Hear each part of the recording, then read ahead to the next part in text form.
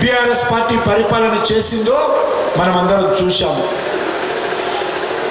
మరి ఆ పార్టీ పోవాలని చెప్పి కేసీఆర్ మీద కోపంతో, బీఆర్ఎస్ మీద కోపంతో, ఆ కుటుంబం మీద కోపంతో మరి తెలంగాణలో కాంగ్రెస్ పార్టీ అధికారంలోకి వచ్చింది. కానీ కాంగ్రెస్ పార్టీ వచ్చిన తర్వాత 14 నెలలైంది. బీఆర్ఎస్ పార్టీ గద్దె దించడం కోసం తెలంగాణ ప్రజలు 10 సంవత్సరాల అవకాశం ఇచ్చారు. కానీ ఈరోజు ఎన్నికలు పెడితే కాంగ్రెస్ పార్టీని తుక్కున తెలంగాణ ప్రజలు ఓడించేటువంటి పరిస్థితి ఈరోజు తెలంగాణలో ఉంది. రేవంత్ రెడ్డి పెద్ద పెద్ద మాటలు మాట్లాడతాడు, రాహుల్ గాంధీ పెద్ద పెద్ద మాటలు మాట్లాడతాడు. కానీ ప్రజలకు ఇచ్చినటువంటి ఏ ఒక్క హామీ కూడా అమలు చేయలేనటువంటి నిస్సాయమైనటువంటి పరిస్థితుల్లో ఈరోజు కాంగ్రెస్ పార్టీ ఉంది. రేవంత్ రెడ్డి మాటకు ముందు ఆయన ప్రధానమంత్రి మోడీ గారిని విమర్శిస్తారు. మోడీ గారి ప్రభుత్వ పనితీరు ఏ రకంగా ఉంది, నా ప్రభుత్వం యొక్క పనితీరు ఏ రకంగా ఉంది, చర్చకు సిద్ధం రాని సవాల్ చేస్తూ ఉన్నారు. అయ్యా రేవంత్ రెడ్డి గారు, రాహుల్ గాంధీ గారు, మీ పరిపాలన ఏంటో, మీ పార్టీ పాలన ఏంటో దేశ ప్రజలకు తెలుసు, తెలంగాణ ప్రజలకు తెలుసు. ఈరోజు దేశంలో మీ పార్టీ గ్రామ పంచాయతీ నుంచి ఢిల్లీ వరకు మరి ఏకఛత్రాధిపత్యం చేసింది అనేక సంవత్సరాల పాటు. ఎక్కడ చూసినా, ఏ గ్రామంలో చూసినా కాంగ్రెస్ పార్టీ, ఏ పట్టణంలో చూసినా కాంగ్రెస్ పార్టీ, ఏ జిల్లాలో చూసినా కాంగ్రెస్ పార్టీ, ఏ రాష్ట్రంలో చూసినా కాంగ్రెస్ పార్టీ, కేంద్రంలో కూడా కాంగ్రెస్ పార్టీ ఉండేది. ఈరోజు కాంగ్రెస్ పార్టీ పరిస్థితి ఏంటి? ఇంత పెద్ద దేశంలో 3 చిన్న రాష్ట్రాలకు పరిమితమైంది. 4 ఎంపీ సీట్లు ఉన్నటువంటి హిమాచల్ ప్రదేశ్లో, 5 గ్యారంటీల పేరుతో కర్ణాటకలో, 6 గ్యారంటీలు 420 సబ్ గ్యారంటీ తెలంగాణలో, ఈ 3 రాష్ట్రాల్లో మాత్రమే కాంగ్రెస్ పార్టీ అధికారంలో ఉంది. ఈ గ్యారంటీల పేరుతో అధికారంలోకి వచ్చినటువంటి 3 రాష్ట్రాల్లో కూడా కాంగ్రెస్ పార్టీ తీవ్రమైన వ్యతిరేకత కూడగట్టుకుంది. ఈ 3 రాష్ట్రాలలో కూడా కాంగ్రెస్ పార్టీ భవిష్యత్తు అంధకారంలో ఉంది. ఎప్పుడు ఎలక్షన్స్ జరిగినా హిమాచల్ ప్రదేశ్, కర్ణాటక, తెలంగాణలో కూడా ఎప్పుడు ఎలక్షన్ జరిగినా భారతీయ జనతా పార్టీ ఈ 3 రాష్ట్రాలలో కూడా కాషాయ జెండా ఎగరేస్తుంది. వీళ్ళు, ఈ ముఖ్యమంత్రి, వీళ్ళ నాయకుడు రాహుల్ గాంధీ నరేంద్ర మోడీ గారు విమర్శిస్తారు. నరేంద్ర మోడీ గారి గురించి మాట్లాడే అర్హత వీళ్ళకు లేదు.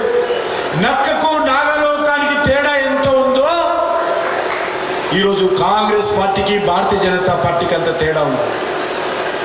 భారతీయ జనతా పార్టీ ప్రభుత్వాలను విమర్శించేటువంటి నైతిక హక్కు లేదు. నేను మనవి చేస్తా ఉన్నాను, నరేంద్ర మోడీ గారి కంటే ముందు కాంగ్రెస్ పార్టీ 10 సంవత్సరాలు పరిపాలించింది. మన్మోహన్ సింగ్ గారు ప్రధానమంత్రిగా, సోనియా గాంధీ నేతృత్వంలో, రాహుల్ గాంధీ నేతృత్వంలో యూపీఏ ప్రభుత్వము నరేంద్ర మోడీ గారి కంటే ముందు 2014 ముందు వరుసగా 10 సంవత్సరాలు కాంగ్రెస్ పార్టీ అధికారంలో ఉంది. ఆ 10 సంవత్సరాలలో కాంగ్రెస్ పార్టీ 10 లక్షల కోట్లు కుంభకోణం చేసింది. అది బొగ్గు కుంభకోణం కానీ, 2G స్పెక్ట్రమ్ కుంభకోణం కానీ, కామన్వెల్త్ గేమ్స్ కుంభకోణం కానీ, హెలికాప్టర్ల కుంభకోణం కానీ, అన్ని రకాలుగా ఏ రోజు టీవీలో చూసినా, ఏ రోజు పత్రికలు చూసినా కోర్టు ద్వారా చీవాట్లు, కుంభకోణాల వార్తలు తప్ప ఆ 10 సంవత్సరాలలో కాంగ్రెస్ పార్టీ పాలనలో ప్రజలకు ఏది కనిపించలేదు. నేను ఈరోజు గుండె మీద చేయి పెట్టుకొని కాంగ్రెస్ పార్టీని సవాల్ చేస్తా ఉన్నాను. ఈరోజు నరేంద్ర మోడీ గారి అధికారంలోకి వచ్చి 10.5 సంవత్సరాలు అయింది. ఒక్క రూపాయి నరేంద్ర మోడీ గారు పొరపాటు చేశాడు, అవినీతికి పాల్పడ్డారు అనేటువంటి ఆరోపణ ఎక్కడైనా ఒక్క రూపాయి ఆరోపణ నరేంద్ర మోడీ గారి మీద వచ్చిందా? ఈరోజు ఛాలెంజ్ చేస్తా ఉన్నాను రేవంత్ రెడ్డిని, రాహుల్ గాంధీ. మీరు మా ప్రభుత్వం గురించి మాట్లాడతారా? మీతో మేము చర్చకు రావాలా?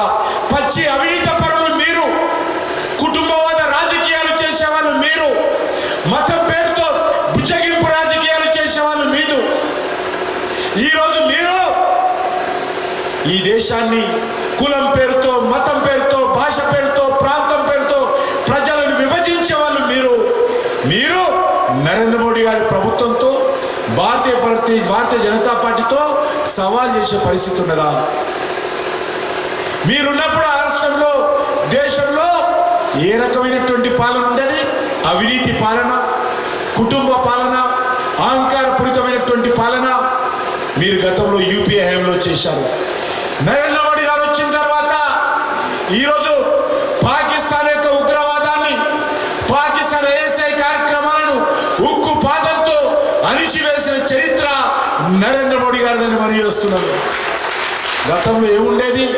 ఈ దేశంలో పేపర్లో చూస్తే ఉత్తరప్రదేశ్లో అల్లర్లు, గుజరాత్లో అల్లర్లు, బీహార్లో అల్లర్లు, తెలంగాణలో అల్లర్లు, ఎక్కడ చూసినా మత కళాలు, కర్ఫ్యూలు, AK-47లు, RDXలు, పాకిస్తాన్ ఐఎస్ఐ యాక్టివిటీలు, పార్లమెంట్ మీద దాడులు, అన్ని రకాలుగా కాంగ్రెస్ పార్టీ హయాంలో పాకిస్తాన్ ఆడింది ఆటగా, పాడింది పాటగా దేశంలో మత కళాలు ప్రేరేపించింది, దేశంలో ఉగ్రవాద కార్యక్రమాలు చేసింది పాకిస్తాన్. ఈరోజు నరేంద్ర మోడీ గారు వచ్చిన తర్వాత ఈరోజు పాకిస్తాన్ పరిస్థితి ఏంటి? పాకిస్తాన్ ఏ రకంగా చేశాం? ఈరోజు చిప్పబట్టుకొని పాకిస్తాన్ ప్రపంచ దేశాల ముందు భిక్షమెత్తుకునేటువంటి పరిస్థితికి నరేంద్ర మోడీ గారు పాకిస్తాన్ తీసుకొచ్చాడు. అది నరేంద్ర మోడీ గారి పాలన, అది భారతీయ జనతా పార్టీ పాలన. ఈరోజు జాతీయ రహదారులు చూడండి, రైల్వేల నెట్వర్క్ చూడండి, గ్రామ పంచాయతీల అభివృద్ధి చూడండి.